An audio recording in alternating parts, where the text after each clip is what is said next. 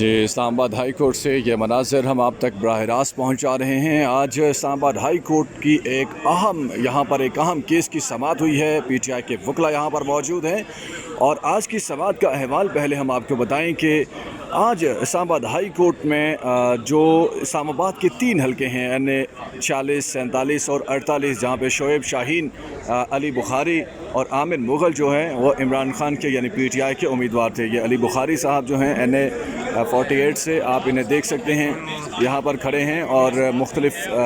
T V channels کو اور صحافیوں کو انٹرویوز دے رہے ہیں۔ دوسری طرف شعیب شاہین یہاں پر موجود ہیں، آپ انہیں بھی دیکھ سکتے ہیں۔ واضح رہے کہ 120 دن ہوتے ہیں جب الیکشن کا دن آ جاتا ہے، ریزلٹس آ جاتے ہیں اور اس کے بعد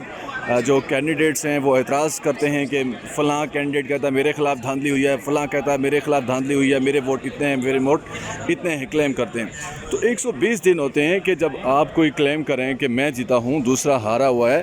تو آپ کورٹ آف لا میں جائیں، ٹریبونلز میں جائیں، آپ کے جو تحفظات ہیں ان کو دور کیا جائے۔ 120 دنوں میں یہ فیصلہ کیا جاتا ہے۔ اب اسلام آباد ہائی کورٹ نے یہ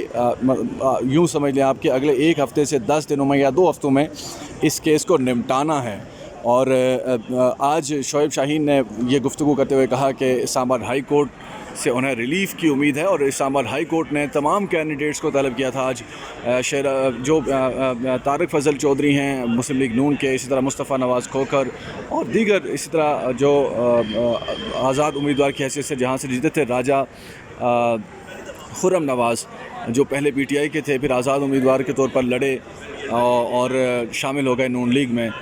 جبکہ ان کے مد مقابل علی بخاری یہ جو اس وقت آپ کو نظر بھی آ رہے ہیں یہ کلیم کر رہے ہیں۔ ان کی ایک آپ نے ویڈیو دیکھی ہوگی انٹرنیٹ پر کہ یہ کرسی پہ بیٹھے ہوئے ہیں، سارے فارم 45 ان کے آگے ہیں۔ سب سے پہلے فارم 45 کو جمع کر کے اس کی ویڈیو ثبوت بنانے کا سلسلہ علی بخاری نے شروع کیا تھا، اور یہ آپ کے سامنے علی بخاری ہم آپ کو دکھا بھی رہے ہیں۔ علی بخاری پھر کورٹ میں بھی ہیں اس وقت اور ان کا کیس چل رہا ہے، بڑا مضبوط کیس ہے ان کا۔ یہ پی ٹی آئی کے وکلاء کو آپ دیکھ سکتے ہیں۔ ابھی تک بظاہر ٹی وی اسکرینوں میں اور سوشل میڈیا پر شاید آپ کو لگ رہا ہو کہ جو اسلام آباد میں جو دھاندلی ہوئی تھی وہ معاملات دب گئے ہیں، یا باقی بھی پنجاب میں یا جہاں کہیں بھی، لیکن پی ٹی آئی کے جو وکلاء ہیں وہ عدالتوں میں اس کی جو پیروی ہے وہ بھرپور طریقے سے کر رہے ہیں، اور یہ آپ کو ہم براہ راست جو مناظر دکھا رہے ہیں اس میں آپ کو یقین بھی ہو سکتا ہے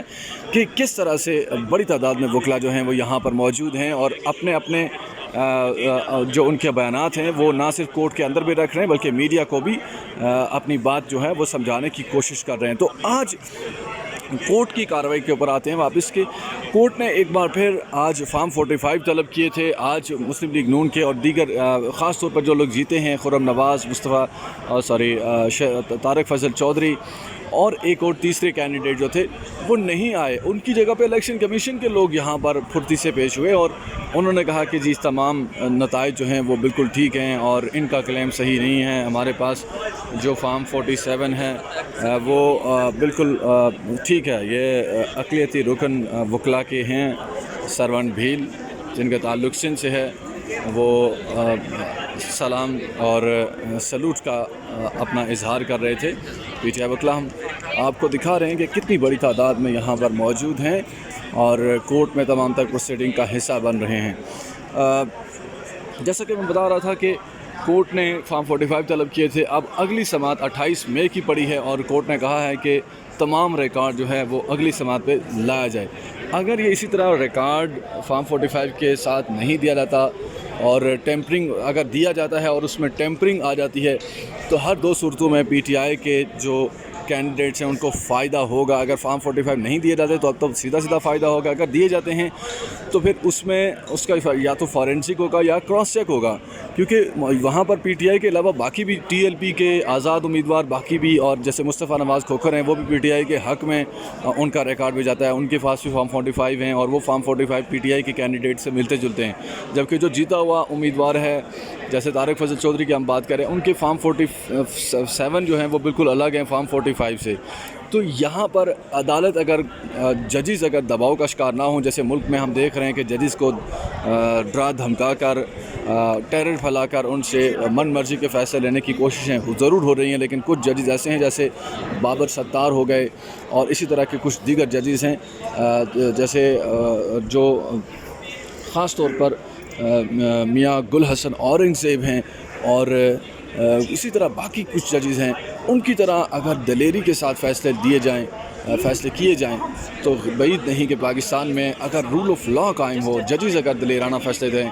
تو ایسے کوئی چیز ہو. اسی طرح آج شاعر احمد فرحات کا کیس بھی ہے، وہاں پر جسٹس محسن اختر کیانی ہم دیکھ رہے ہیں کہ وہ ایک ایسے جج ہیں جو کسی کو نہیں بخش رہے، وہ بڑے دبنگ انداز میں للکارتے ہیں ایجنسیوں کو بھی، طاقتور عہدیداران کو، اتھارٹیز کو، انہوں نے وارن کر رہے ہیں بار بار کہ لوگوں کو اٹھانا بند کریں. تو ہم دیکھ رہے ہیں کہ ججز کی اور ایجنسیوں کی آپس میں کلیش ضرور چل رہی ہے، لیکن ساتھ ہی ساتھ یہ امتحان بڑا ہے ججز کا کہ اب جو دھاندلی، جہاں پر پی ٹی آئی کے بقول بڑے واضح ثبوت ہے، اور میڈیا نے، ہم نے بھی رپورٹ کیا تھا 8 فروری کو، بہت مینوپولیشن ہوئی ہے، بہت زیادہ نتائج میں رد و بدل کیا گیا. تو اب دیکھتے ہیں کہ ججز کیا فیصلہ کرتے ہیں.